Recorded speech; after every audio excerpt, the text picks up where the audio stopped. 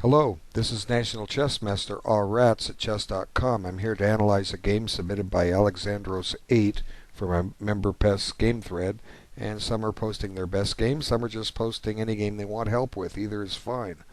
And this is the game he preferred, and I'm here to give him some hints, tips, and suggestions. And let's have a look. Okay, ever since my video lesson 5, I've been talking about the King's Indian attack.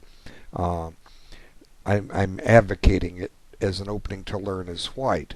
The simple thing is that you don't have to spend a lot of time learning book openings. You can basically crank out the first several moves without consuming hardly any clock time at all, and you're going to be left with a very solid position.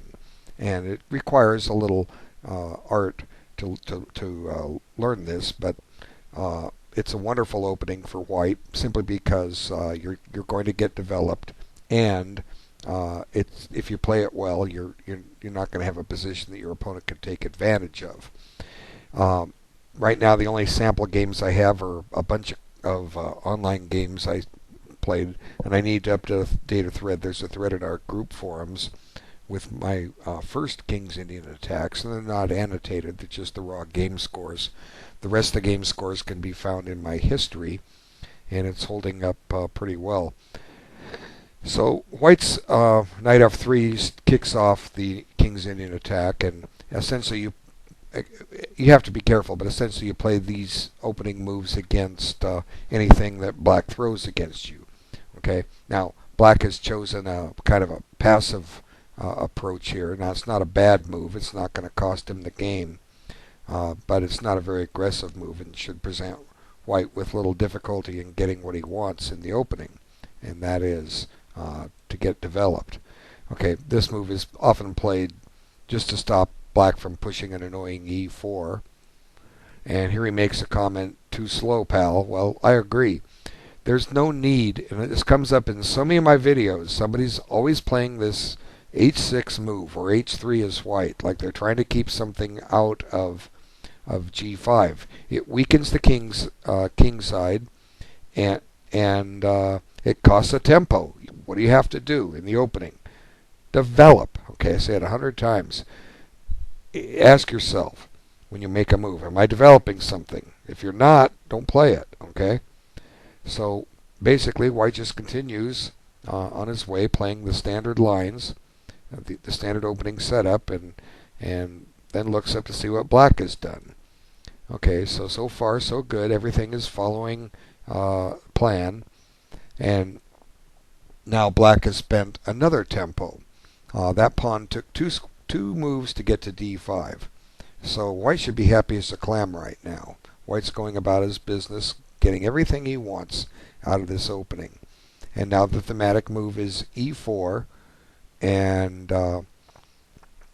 now knight gf6. Now, we've now reached the point where, for the most part, this is what white does. And the question is, how does white continue? Okay?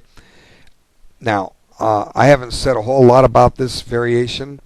Unless you really look at my games, you wouldn't really know what to do. And this game was played on a time control of 15 minutes per side and a 10-second increment. That's a little too quick for the kind of chess you should be playing. I encourage you to try to get some long games. 90-30 is a good time control. 60-30, things like that. 45-45. There's a thread in our forums. I'm not sure who's posted in there, but everyone's encouraged to post their information when they're available, what time controls they like, and you can go in there and scout for a potential opponent, contact them on your own, start setting up some games.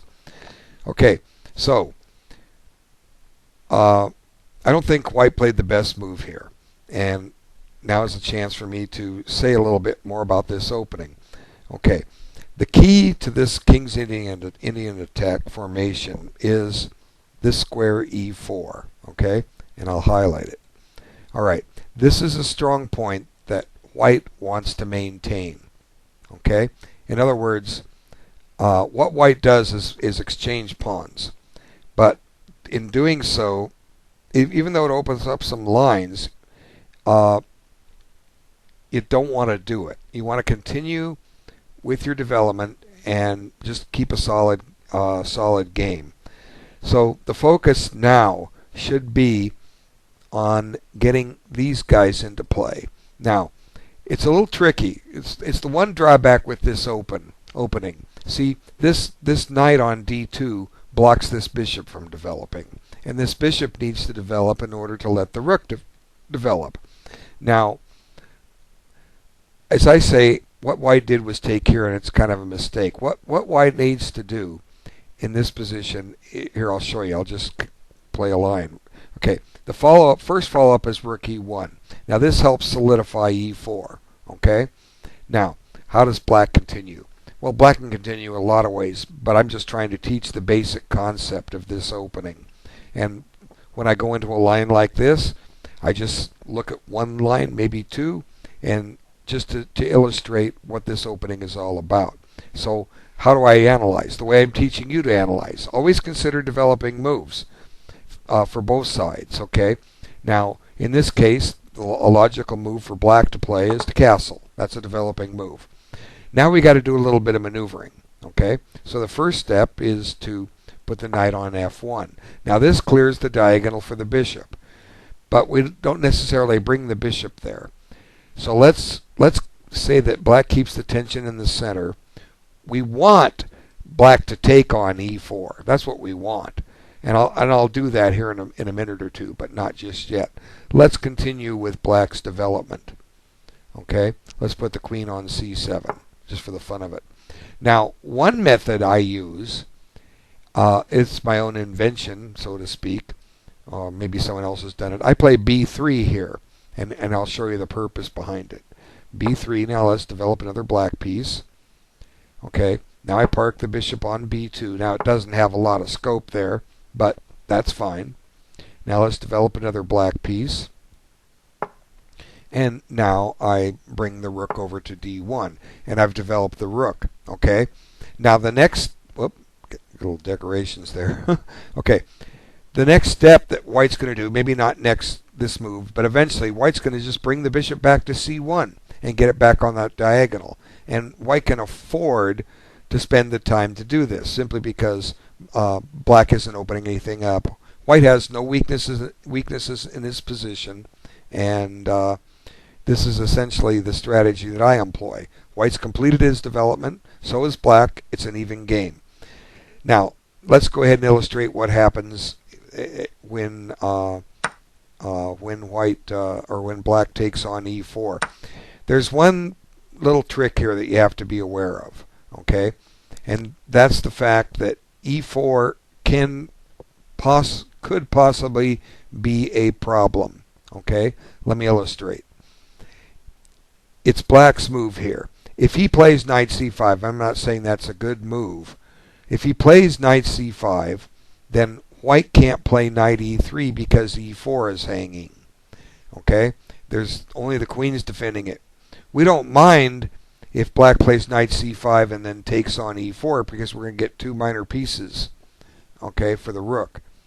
So against knight c5, well, white has the b4 move, so let's just play a5 for black. It's a possible move here and continue this. Now white's able to play knight e3. Sometimes, depending on the position, you can't play it directly, but now let's go ahead and make a threat on that pawn. And now let me show you the remedy. Okay, the remedy is knight h4. Okay, now this brings the bishop in to secure e4. Now notice that white is getting ready to put this knight on f5. That's a terrific square. It's a nice outpost. And it also exposes the fact that black has weakened his pawns. If black plays g6, h6 could be a target to potential bishop c1. Okay, that could happen. And if white gets the knight anchored on f5, then black can't play g6 because knight takes h6 is going to be with check. Unless that knight somehow gets trapped. You got to make sure that you don't get it trapped. If it may not have a retreat square unless you can get it covered. So essentially this is kind of the way I've been playing this opening. I just sit there and maintain this solid formation, and I keep this pawn structure. Sometimes what I'll eventually do, not yet, is I'll play this pawn to f3, and it's a perfectly good square. It does shut your bishop in, but then this bishop redevelops and goes back to f1 at some point. So in some cases, both bishops come back to their original square and end up redeploying on the longer diagonal. The black squared bishop c1 h6 diagonal, the white squared bishop the f1 a6 diagonal. So essentially you're basically going to sit here with this rock solid position and await developments. Now this is just one line. I've run into a lot of variations of this, and I have to, each one might have to do in a different order. Here white was able to play knight e3 before having to play knight h4. It's not always that easy. Okay, so let's back up to the point where white didn't play what I suggested. Okay, and let's see how the game evolves. Oops, wrong one. Okay, e takes. So, and as I say here, we've given up the strong point. Now, what's happened as a result of this? Now, white's game is still playable, but white doesn't have a lot of the luxuries that he had in the other variation. Okay, there's certain things that are going to happen now. For instance, there's a half-open C file that black can operate on. Okay, and you know, it puts if a rook coming to c8 is on the same file as this queen, black may, with a little maneuvering, black might be able to get a knight into d5 and chase that queen out of there. It can't take because of the pin. Okay, maybe the pawn will go to d5 or d4 and threaten to take on c3 and give white a couple of hanging pawns.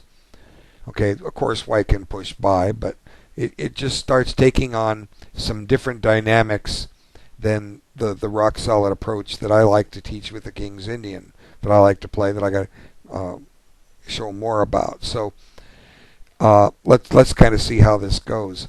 Well, white still has to get his development going. Now, one drawback with this exchange is that black's never going to be able to exchange on e4 now. Therefore, black's going to maintain control of c4. And that's often a square this knight may be going to. Well, that knight's not going there now. So now the white knight kind of jumps out of play and goes to b3.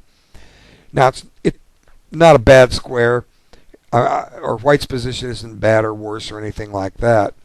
It's just that all of a sudden, for as bad as black has played this opening, he's the one with the center control. White isn't. White's kind of hyper-modern approach, but he's not coordinated. He's not eyeballing d5. You know, a knight on e3 would be eyeballing d5. How do we get one there? We'll play rook e1 and then knight to f1. This knight's kind of in the way, keeping us from watching d5. So my experience is this queen's knight does not belong on b3, and it really doesn't have much of a future there.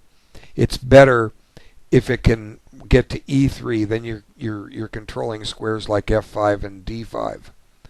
In some cases, with a white pawn on e4, I've been able to get a knight both to f5 and to d5, and that's wonderful when you have two knights sitting down there. But anyway, make a long story short, black continues his development. Now white finds the right idea, but kind of too late. Now f1's not clear for the knight. Okay, now black should think about castling, but black's got plans here. He wants to push b4 and, like I say, give white some hanging pawns. So white's making a concession right here. White's having to weaken the b3 square. Okay, to keep to keep black out of pushing b4. But black wants to push b4, and here he comes. So white's just a little clumsily posted here. He doesn't have a lot of activity for his pieces. They're not controlling any squares. They're not working together. We've lost the f5 outpost because we don't have our strong point here anymore. So white's certainly not losing, but white can't really do much. White's kind of hogtied here. Okay. Now, if black plays b4, he could. White can take and black can take, and if anything, white gets an open A file out of it. But he's probably going to have to accept the hanging pawns. But black plays it differently here. He kicks the knight, and the point of this is that this knight gets in the way, and the white rooks aren't connected anymore. This queen's rook isn't getting developed. Well, we want to develop on the A file, but now that's shut off. And we have to be careful about this b3 square. We can't leave this knight here forever. It's got to move so that we can get the rook in play. But the moment it moves, black may be able to occupy that b3 square. And if black gets a knight entrenched there, that's a pretty good thing to have. So black continues with his development, and now white goes here, knight e2. Now I'm wondering if maybe knight c5 isn't a bad move here. The idea of playing knight b3. It's just a candidate move. White can examine it on his own. We're more concerned with what happens, but black makes a threat, and it's not a bad move at all. Whoop, there goes my screen. It's not a bad move at all. I think the way white answered it wasn't correct, though. Here you pretty much have to admit your mistake and that you've kind of misfired in this opening and come back and put the rook on f1. Okay, because we're not getting a knight to f1 where it can get to e3. So this just secures f2, and it's a playable game. But black is going to be able to play d4 and drop a bishop in here, and there's not much you can do about it. And he may still get a knight in there too. But white plays d4, and I think this is a mistake. It basically should cost white the game, because now on e4, this knight's struggling to find a home. Where's it going to go? There's only two squares to go to, e5, and that's going to run into trouble. Knight e5, just bishop takes, and after pawn recaptures, queen takes f2 check, and that's kind of gruesome. So white goes to h4, but then he just runs into a trick here. White's going to lose a piece, it seems, but black proceeds to misplay it. This is the kind of things that happen in quick controls with the players rated just a little bit below the average. Okay, so f3, and if black just retreats his knight, he's going to remain a piece. He's going to win a piece. But I guess maybe black thought he was getting somewhere, and Alexandros makes a comment. He blunders. So maybe black thought he saw more here, but instead of winning a piece, it's even. And black's never castled, and castling kingside could be kind of double-edged. If the lines are opening up on the king side, who's getting there first? So this is good here, taking the center, and now get the queen developed to a better square. So suddenly, white's come out of this looking okay. Excuse me. Anyway, black attacks the queen, and there's just a free pawn there. Now, white's won a pawn. White's got a threat on f6. Black has to be careful. And here, I think white's next move's a mistake. It just allows some potential discoveries. Knight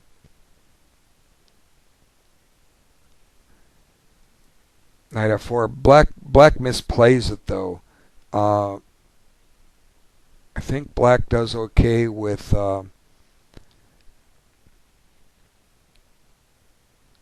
that's hard to say. Let's see. Oh, knight g4 check. Well, how does white handle that? Okay, knight g4 check. See, always examine forcing moves of your opponents, and that check's kind of deadly. How does white handle this? His king's under attack and his queen's under attack. It looks like black is winning. What am I missing? If the king gets out of check, just moves, the queen falls. So black had the right idea, give a discovery, but he did it the wrong way. So now white comes in here, and black was looking at a piece, winning a piece, when he could have been winning a queen. So, you know, when you're down at this rating level, players don't analyze well. I've discovered they overlook things. He overlooked a better move. He found a move that seemed to work. It won a piece, but he overlooked a better move. And unfortunately for black, white has a boomerang here. And now white makes a comment that he should have played knight takes e6. And that's true. It gets the piece back because the pawn on f7 is pinned. But there's a better way than knight takes e6. And the simple answer is rook takes e6. This puts an immediate tempo on the black queen. What's this queen going to do? It's got to move. You got to cover things. Rook c6 fails because we own that square. And once the queen moves, what's to stop? Oop, can't go there. That hangs it. Let's put it here. Do we want to put it there? No, there's a reason I don't want to put it there. Let's put it here. White just starts increasing the pressure, you know, threatening to win queen and bishop for 2 rooks, which is a wonderful trade to make. Black's in trouble here, and I don't think he has the defense. Now we swing this in, and black can resign. Game's over. White's winning a lot of material here. Okay, let's just show you. Okay, rook takes check. Now, if rook takes, we have rook takes check, and we're going to end up with an advantage of queen for a rook. So this king has to run. If you run to f8, it's mate and 1. So let's just keep the pressure on. I mean, there's countless ways to win this. This certainly looks inviting. Now white's a piece ahead, and the attack is still going. Let's just come down here. What's black going to do? He's in trouble. There's so many good moves waiting for white. Queen takes f7, queen e5, bishop h3 maybe. White can just salivate over all the possibilities here. So so instead of bishop takes e6, as white suggested, rook takes e6 just gained a critical tempo. It puts black in a quandary. He can't do anything. But the move he plays is okay. White still preserves an advantage. But the thing I like to remind everybody, you're not always going to find the best move. We hope you do. Okay? White had better. The luxury white has is that black isn't a very good player. In other words, black's on white's level, and I'm not saying white's not a good player, but black isn't a great player. So chances are black is going to make a lot of mistakes. Okay? The trick is, how can we avoid making mistakes on our side? In other words, we're down at that we're down at this rating level 2. What can we do to make sure we win these games. And basically, how do you make sure? Well, you analyze. You have candidate moves. Let's back it up. Look at, okay, White picked bishop d7, but and I can see the logic. You're saying if the black square or white squared bishop moves, I'm going to take on f7. But you can get so much more. So White's suggesting knight takes e6, but rook takes e6. That's another capture. Sometimes we close our mind. We say, oh, I can't give up the exchange. Okay? We're forgetting the pawn is pinned. You know, sometimes our brains are conditioned to say, I can't play rook takes bishop because of pawn takes rook, which is an illegal move. But sometimes we don't look at those because our brain is saying, no, we don't give up the rook for the bishop, and we stop our analysis right there. And how do you remedy something like that? Well, it's one of these thinking deficiencies I talk about in my first lesson. If you look at the very first diagram I show at the beginning of lesson 001, White to play and do the best he can. And then I explained that White will draw with rook h1, but the game was played between two computers that both had the same thinking deficiency because it was playing against itself. White didn't block the pawn because it sees that if Black promotes it, White wins a queen for a rook. But then Black wouldn't promote the pawn because it saw it lost a queen for a rook. So sometimes our brain says, I can't take that bishop. Rook takes bishop. We don't even think about a move. Well, how do you avoid it? Well, you let analysis determine it. You know, you basically have to condition yourself to say, my brain says don't do something, but analysis will prove whether I can do it or not. And I'll let analysis determine things.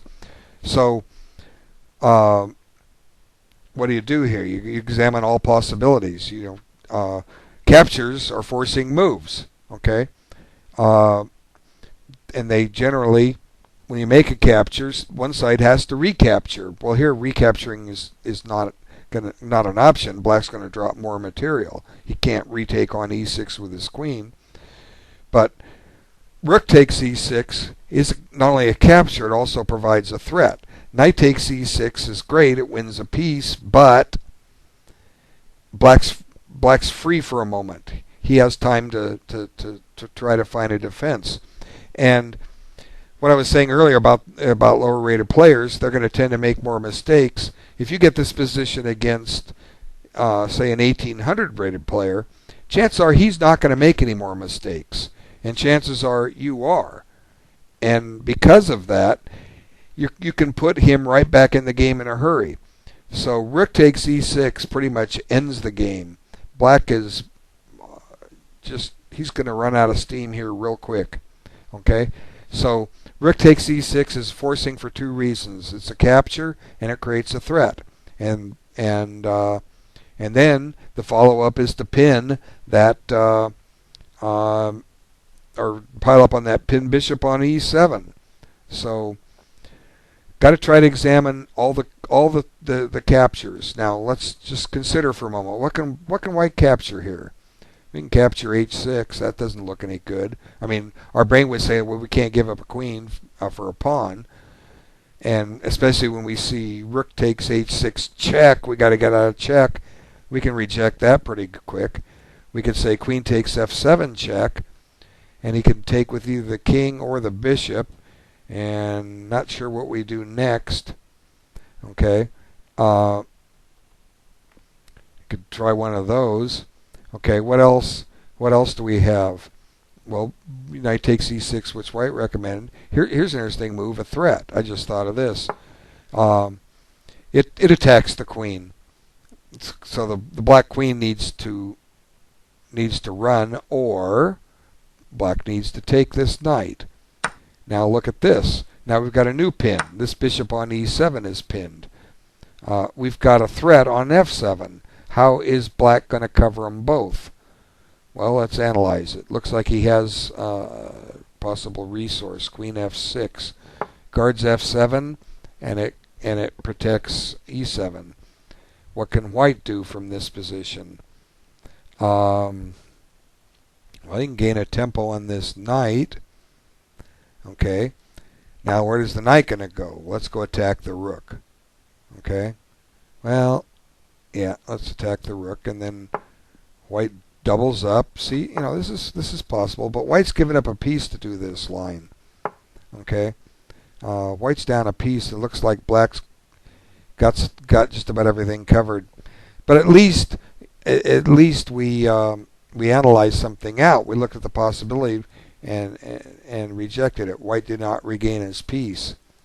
Okay, so, but bishop d5, white's still better off. Okay, but again, it's not the best move. Okay, so black goes after a rook, and once again, white has rook takes e6, and attacks the queen. But instead, he puts the threat on f7, and there's a threat on the rook on c8. But one thing black has going for him is runaway horse over there is eating material. At some point, white needs to restore some kind of a balance in the position.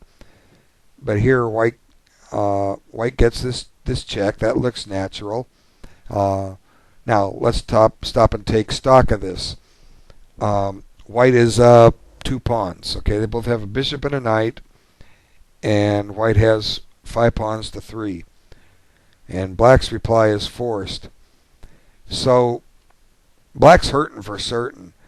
And I think white just missed a simple good move here. He played an aggressive move, and it's good, but it wasn't the best.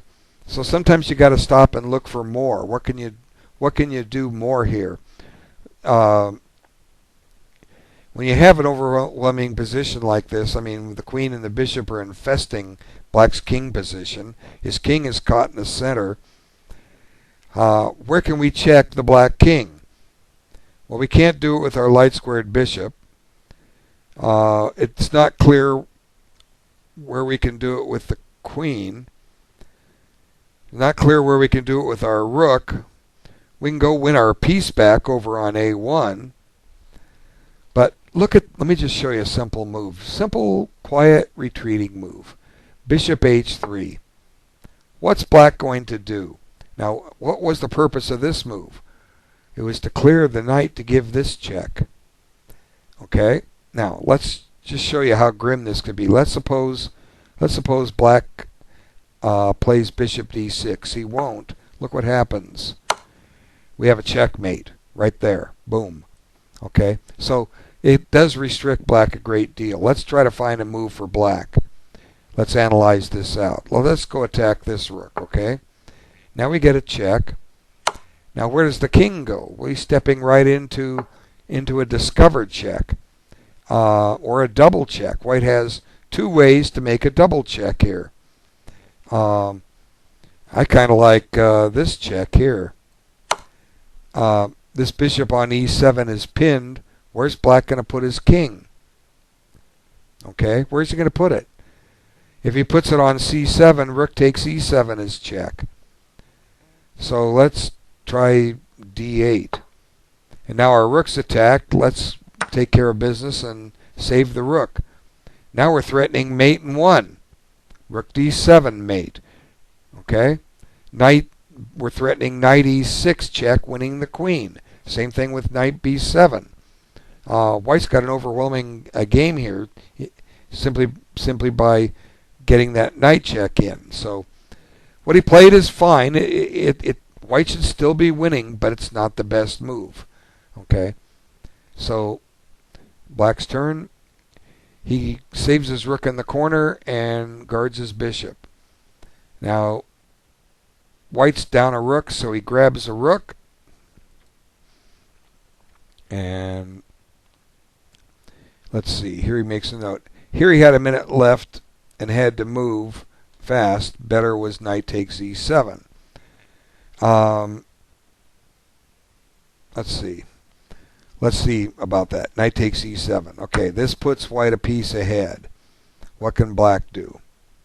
They can't take the knight on e7 because white's got too many attackers on it. So let's go back to this idea. Let's go attack the rook. Now what's white going to do? Gee, how about this move? Queen takes rook check. That's a nice forcing move. And then we come back here and give a discovered check. Okay, got to be careful here. King d8. Knight takes d6. Knight takes e1. Well, white's a piece ahead. Just save the bishop. And let's put it here. Why do I want to put it there? Well, the first point is I'm cutting off these squares from the knight. And if black is not careful, white can trap this knight. Let's suppose black brings his king up. Then I just play bishop e4, and this is the nice theme. Look how this bishop dominates the knight. This knight cannot move anywhere. White will just commence with sending the king over and collect it. Nothing black can do about it. So yeah, I'm in agreement that knight takes e7 is better. Okay, so we solved that. But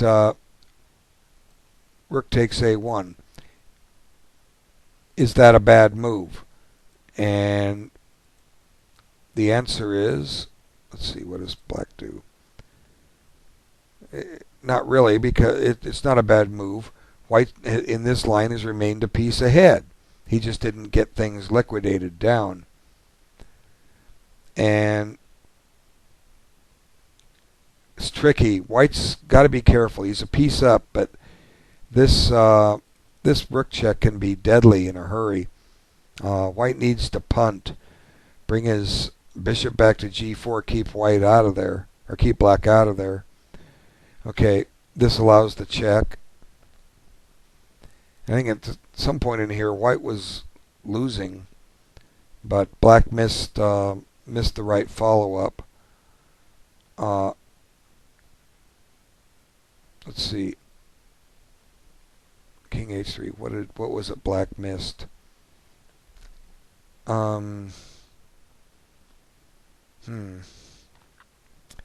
Yeah, I think black had a win in here, but I don't remember it right off the top of my head. Let white find it.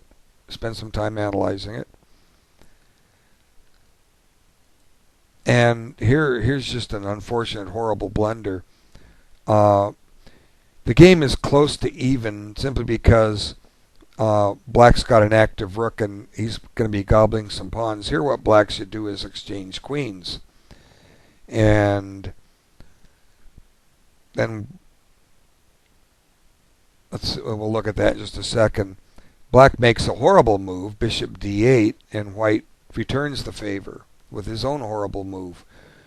What was wrong with simply queen takes queen? Now, there's nothing wrong with it. It was just a free queen. But he didn't have much time, so we can forgive him. We'll back up to this position in just a moment. But now white's in trouble. You're going to lose this knight. It's pinned. So there it goes. Now white's down a piece. He's got some pawns for it, but black has some threats. The white king is now weak, and now the queen is gone. White resigned in that position. He's losing his queen for rook. So, what was I saying? Oh,